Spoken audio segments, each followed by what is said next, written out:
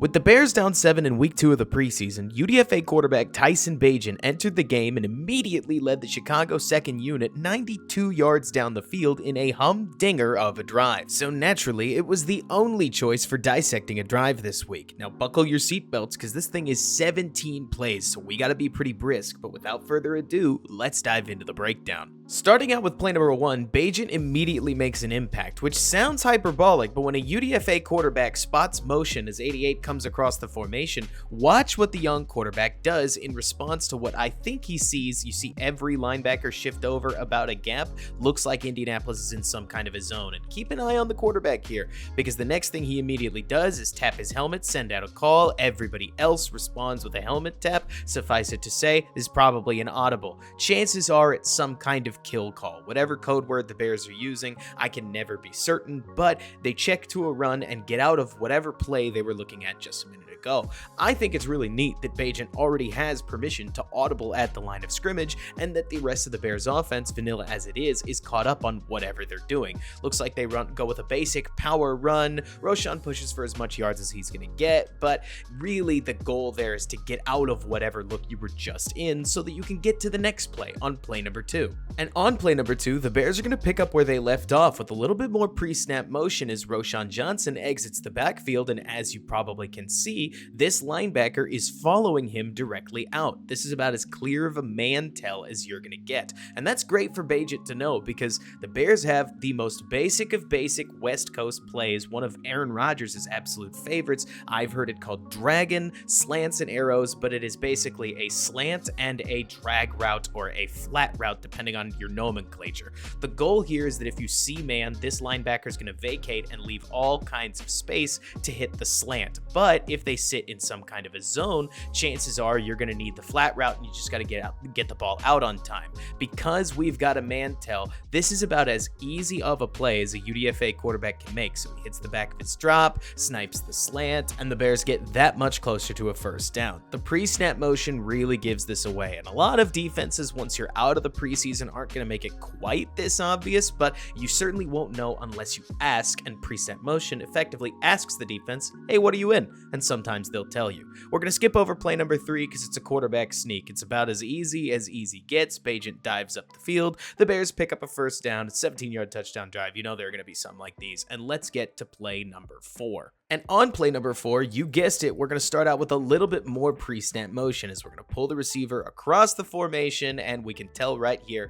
the Colts are in zone. This favors us because Nsimba Webster is the primary read here. He's going to be coming all the way across the field, meaning that 38 is going to have to keep pace with him, which could be awfully difficult on a rollout. Bears go hard fake, get Bagent into the open field, and he makes a nice play for a first down. But let's back things up because there's a lot to this play that might not meet the eye. First of all, watch Webster in traffic. This works as a natural pick play, not because you have some route coming across the field, but the hard fake to this side gets the linebackers flowing towards the ball, and with the DB having to navigate traffic, there's a decent chance that he runs into somebody. In this case, he very literally does, clicks foot with his linebacker, which gives Nsimba Webster all kinds of space, and a relatively speedy NFL athlete with this kind of separation is about as easy a completion as you're looking for. But I also want to highlight Bagent's pocket mechanics because a lot of times you've seen quarterbacks, rookie Justin Fields ran into this problem,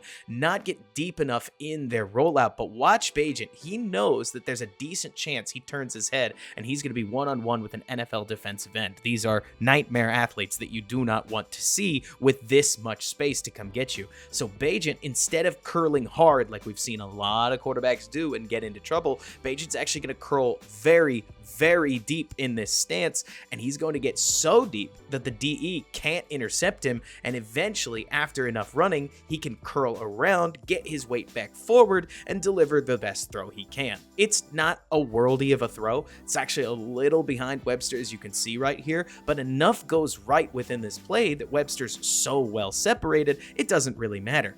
When you can place the ball, sure, it's again a little bit behind him, but when you've got that kind of separation and the play design allows you to make a small mistake, that works out, and the Bears end up picking a first down for it because of good design, solid pocket mechanics, and a little bit of luck within that defensive formation. And that brings us to play number 5, where the Bears start out with more pre-snap motion that shows that Indianapolis is in zone, but it's not a big deal to the Bears because they're running an RPO. Looks like duo up front. We'll get to that on the back end, but what Bagent's really reading is 38 going to commit to the run box? If so, I'm going to throw a free screen with a one-on-one and all kinds of space out here, and if not, I'm just going to hand it off. He watches in slow motion. He sees, okay, yeah, he's headed out there. Then we're going to hand this off. And Roschon Johnson does the rest. Really good job by the offensive line here as we take a quick look from under center, and we'll see Carter and Borum in particular. Borum's really stepped up his run blocking this preseason. Just win that point of attack. Nice block by 80, just getting enough in the way. And Roschon makes a quick couple cuts, gets through a few arm tackles, and nails the safety for about as easy a first down as you could ask for off an RPO handoff. Moving on, play number 6 is one of my favorites. Bears start with more pre-snap motion. We call this a yo-yo motion as the tight end's going to come in, then he's going to go back out. And we see a zone tell right here, but Bears go hard count, and you'll see right there, hut, corner blitzes again. With him coming, Bagent makes a check. Watch his hands right here. He puts his hand up, makes an expression, the receivers acknowledge it, and suddenly what looks like it would have otherwise been a slant RPO with Roschon potentially taking the handoff here and a slant on the backside. Bagent's going to take the football, immediately distribute it, and suddenly Dante Pettis has all kinds of space to where even a few imperfect blocks ends you up with that extension of a run game for 4.5 yards.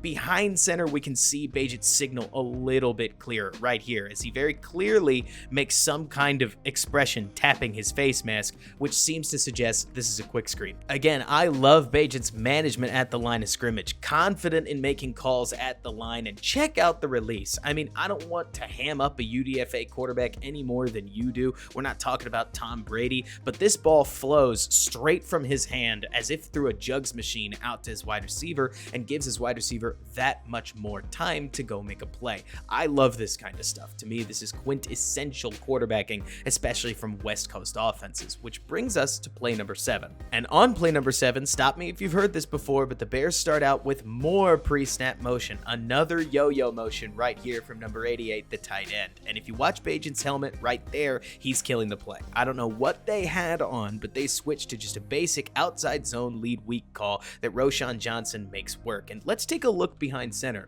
We're skipping over a lot of the run game magic, but on this one, you've got a basic outside zone blocking scheme that's going to have everybody step to their left one step and then go pick up whoever's in front of them. There's a lot more to it, but we can talk about that in another video. A lot of teams love attacking the weak side of the formation because the strong side is the one that ends up with more men, and more men means less space. But who really wins this play? Larry Borum. I've given him a lot of grief for his run blocking, especially in his rookie and sophomore years, but this year, his third year, that is a sweet reach block, and there's a reason that with all these bodies and a lead blocker over that way, Roschon's able to cut this thing up the backside. It's because it's Borum who creates a massive, massive hole. 88 does a nice job. Roschon makes a lot work. I'll give it to you in slow motion. It's so fun watching running backs make cuts, and he manages his way up the field, seeks a little bit of contact, and falls forward another extra 4 yards or so. Nice run overall. We can skip through play number 8 because it's just a false start by number 72, Alex Leatherwood. You don't really need me to show it to you, but if you want to watch it, here it is. Boom, comes off the line a little bit early. Bears lose 5 yards, 1st and 15. Hey, we get a little adversity for the quarterback here as we start play number 9. And on play number 9, we see a callback to just a little bit ago in the video. Remember that play that Bagent bailed out of? Well, here it is again, as the tight end is going to start out with yet another yo-yo motion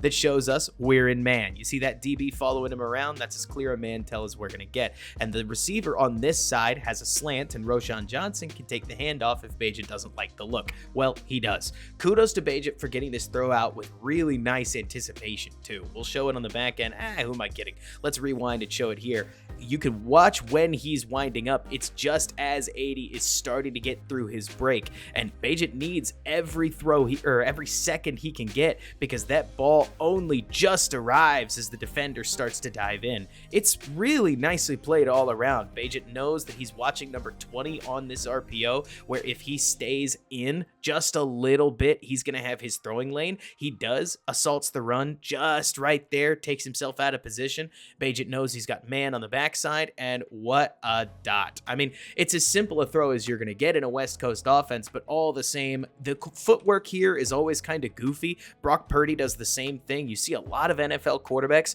will throw anything under 10 yards, especially over the middle of the field, pretty much just using their elbow, because it's not as if he's getting a ton of lower body into this as he sees 41 crashing down, but all the same, it's a snipe that hits his receiver straight in the hands, and as long as you can do it consistently, yeah, you can make those throws work however you want to. It's the deeper stuff where you really need your lower body, as we've seen all kinds of quarterbacks prove to us. And this brings us to play number 10, already deep in the drive, and once more we see some pre-snap motion that seems to suggest man coverage. We see that same cornerback blitz threat, and it's just as basic in RPO as you'll see, with what I think is duo up front, though honestly it's kind of hard to tell on this play, and Bagent's just checking once again. If this guy commits to the run, we've got a free screen opportunity. If he doesn't, I'm handing it off. Look at that. He stays on the outside. Bagent sees it immediately, hands it off. There's a chance he doesn't even throw it. He's taking such a quick look, and Roschon manages some contact to go get us a first down. Nice play by the running back, but Carter's defensive man does a really good job getting over and stopping Doug Kramer, and once that offensive lineman's tied up, the linebacker gets into the hole and gives Roschon Johnson a nice play for us to watch him manage as he sees that contact coming straight on him, but is able to slip out of the tackle and get a first down out of what easily could have been a run stop.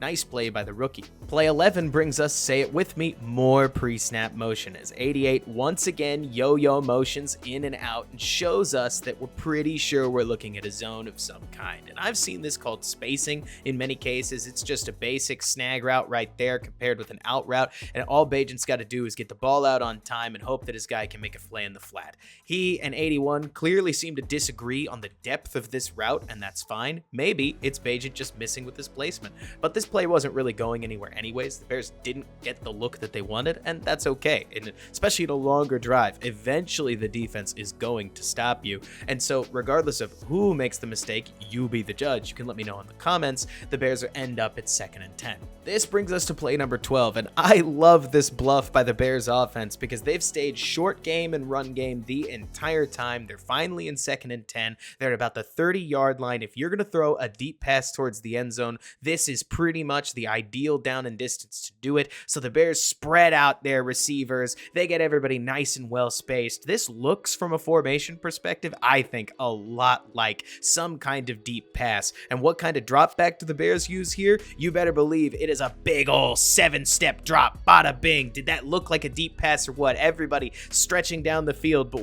what are the Bears really doing? Maybe you could tell. It's a screen.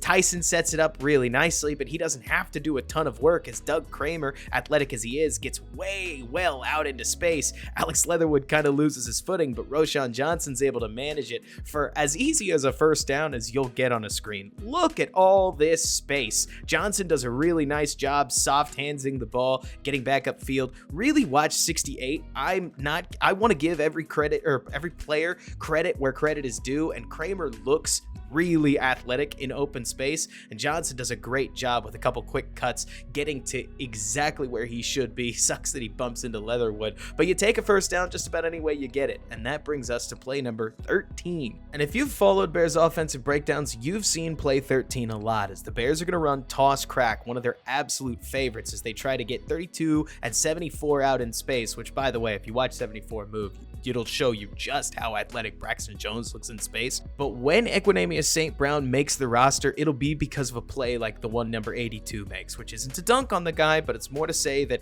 Webster does a good job schematically digging out the defensive end, but when 82 allows his guy to knife inside, it pretty much blows up 74's blocking angle as he's trying to get to the linebacker, and moreover, it turns 32 from what should be blocking this guy on the outside to instead trying to take this guy out of the play because he might very well blow it up. You end up with Roschon Johnson simply having to face too many guys, cutting up the field for just a little bit, keeping the run relatively successful. And honestly, I want to show you the back end because this is a really nice cut by number 30. Sees all kinds of guys right there, but plants his feet, escapes all the tacklers, gets through more armed tackles, and ends up shoulder to shoulder with the defender.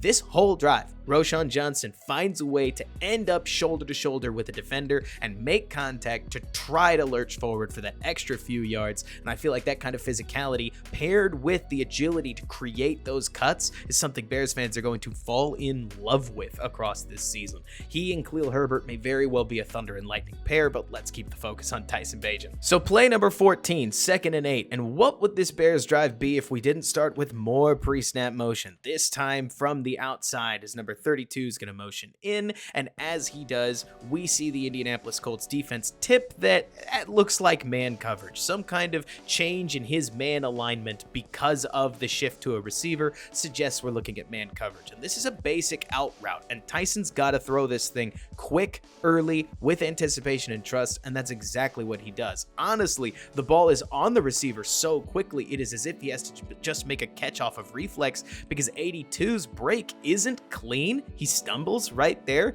but the throw's already coming at him, and he basically just doesn't have enough time to think to make a mistake. Kudos to Bagent for just ripping this thing. I mean, we're talking step, step, step, ball out, exactly like a West Coast quarterback should be. Nice catch to ultimately hold on to the football. It's one thing for the playbook to say that you should take your 3-step drop and get the ball out on time, but a lot of young quarterbacks hesitate like crazy. Bagent doesn't. Massive kudos to the young quarterback for just getting the ball out and forcing his playmakers to go make him a play. And in case you want another example of Bagent's trust in his playmakers forcing plays out of his receivers, play number 15 might be the best example all drive, as this 3rd and 3 sees the Colts line up in what looks like a man matchup. I mean, from a pre-snap read perspective, single high safety, ones all the way across the board, this looks about as man as it gets, which fits perfectly into that dragon play we talked about earlier. Remember, if it's man, we're looking at the slant, but what really matters is whether this linebacker follows his man outside. And Bagent makes some kind of a call to the left side of the sidelines. I have no idea if he's messing with the defense or if he wants to set something up, but he clearly has his mind set on this pre-snap read to the outside. He takes his drop, he watches the linebacker clears the lane, and so Bagent places the ball off of pure trust. Check this out, throwing the ball well before the receiver has cleared the face of that linebacker, and forces a tough contested catch by number 82, who not only has to fight through a DB on his back, but a safety coming down to hit him, and yet he makes the play. I mean, this is a quarterback making the only play he can and trusting his receiver to live up to the billing as plainly as it gets. This, to me, demonstrates all kinds of experience that Bagent got at Shepherd, just putting the ball in a place for his receiver to go get it and trusting that his guy would be the guy who ultimately came down with the football. It's a huge catch by 82 to create yet another Bears first down and keep what is already a long drive continuing to get even longer. And on play number 16, the Bears cut out the pre-snap motion frills, pull a receiver across at the snap to try to influence the defense a little bit, but other than that, it's just halfback dive and what looks like duo up front as the Bears try to brawl their way a little bit further towards the goal line. Number 81's block doesn't really come through for us here, but Ja'Tyre Carter, Larry Borum, and the rest of the Bears offensive line get quite a bit of push, which is really core because Roschon has to navigate contact in the backfield. And man, look at number 69 and 75. They were run blocking the whole game. Leatherwood and Doug Kramer do a pretty solid job themselves, but Roschon finds a little bit of daylight and just bursts forward for what he can. You got to remember, running backs don't have eyes in the sky, so especially near the goal line, you just can't lose yards. Get a little bit closer. He does. Picks up over half the yards, setting up 2nd and 2. And on play number 17, we get a little bit more of the same, as the Bears are going to do a little bit of zone read, but it looks to me like Bagent really is only going to consider pulling if it is absolutely wide open, like if the end zone is just yawning at him, and in this case it isn't. So looks to me like it's either probably inside zone from a blocking perspective, but there's just not enough daylight there. Kramer gets overpowered with a true nose tackle, which if there's an issue in Kramer's game, it's holding up against bull rush and power, and so the run doesn't work. You're not expecting all of these goal line runs to work, but now we've gone run, Tyson save us, which I'm never a huge fan of in the end zone. But I mean, if either of those first two runs score, you're obviously not in this position. So shared blame overall, which brings us to play 18, because technically you're not going to count the false start when you're counting a drive's total plays. And the Bears are running another one of the most popular West Coast offense plays in existence in mesh, where basically Bagent is going to check this out route. Sometimes it's a rail route, but because we're so close to the end zone, it's just going to be a drag route, where if he doesn't like it, then he's going to check the way that the defenders have moved in the middle. And if they've flowed one way or another, you can catch somebody wide open running across the field. And if they chase both of them out of the way, sometimes you get a one-on-one or a bare open guy on the spot route right here. But it all starts with this out route. And a lot of people have watched this play and they've seen that Roschon Johnson ends up hilariously open right here, and they've said, well, obviously he had Roschon. But I'll tell you what, watching this play really closely, I can understand what Tyson sees, because when he takes a look out here, he sees this defender clearly playing the flat, ready to break on the running back if he throws it basically right on time. The problem is, on the tape, this defender also gets caught ball watching. So the moment that Bagent pushes his eyes inside, now Roschon is absolutely wide open. And if you got the ball out, there's no way he'd intercept the running back and make the tackle. So I don't think it's as open, at least in the timing of the play, as a lot of people have pointed out that it is. But instead, Tyson scrambles, pump fakes right here, and dives on into the end zone. Now, the more football I've watched, the harder it is to score, at least from what I've seen. Between the 20s, you can absolutely rely on scheme, and there are right ways to play things, and maybe you don't always want to be scrambling to pick up yards. It depends. That's a whole separate story when we're talking about fields. But in the end zone, find a way to wheel yourself in, especially on third down. And to me, that's exactly what Bagent does. He takes a look at Roschon. He doesn't like it. He looks at the mesh point of the field. They're sitting in the perfect zone to counter mesh. Just way too many guys in the middle of the field. But Bagent realizes with a hole out here, not only can he extend the play, but a pump fake is going to freeze this defender, and then you've got this massive pocket of space. To me, Bagent playing quickly gets him to a viable read that he scores without too much trouble and certainly doesn't take a hit. I think this is well managed, and I would tell you if I thought he just lucked into it, but he doesn't. It's well played to get him into the end zone. Honestly, this is as good a drive as you can ask for from a West Coast UDFA quarterback, and it has me wondering, especially with the way PJ Walker has struggled, if the Bears are going to try to roster 3 quarterbacks, because here's the thing. You can't have Bagent immediately jump in as your quarterback 2. He's too young. You need a quarterback that can be in that quarterback room and basically be a sounding board for Justin Fields. What is it? The second quarterback coach? Think Chase Daniel, think Nick Foles for years. Think of all your consummate backup quarterbacks, Sean Mannion. There are tons of others. This is what they do. They are an extra clipboard coach. And as silly as it is, they're watching the tablets. They're seeing the way defenses react. That's part of their role on game day, is not to throw the ball, but to help the starter play that much better. Bagent doesn't have the NFL experience to do that, but I think you could have him on the roster this year as a quarterback 3 because of the new quarterback rule that lets you start an emergency player, and then in the future, now you've got a cheap backup that you don't have to guarantee $2 million for that could come in and maybe, just maybe, win you some games. Who knows? Maybe he'll get cut and sit on the practice squad, get elevated, but I loved this from the young kid. It's always fun watching a young kid play really, really good football, and I'm excited to see what he, Ja'Tyre Carter, Roschon Johnson, maybe even Larry Borum and the rest of the Bears have in store for us as we continue through this preseason. Anyways, that's enough for me. Like this video if you didn't like it already. Comment anything. All of the engagement helps. I don't care what you comment. You can comment your favorite color, but comment something. It goes a long way. And until next time, thanks so much for watching, and I'll talk to you soon.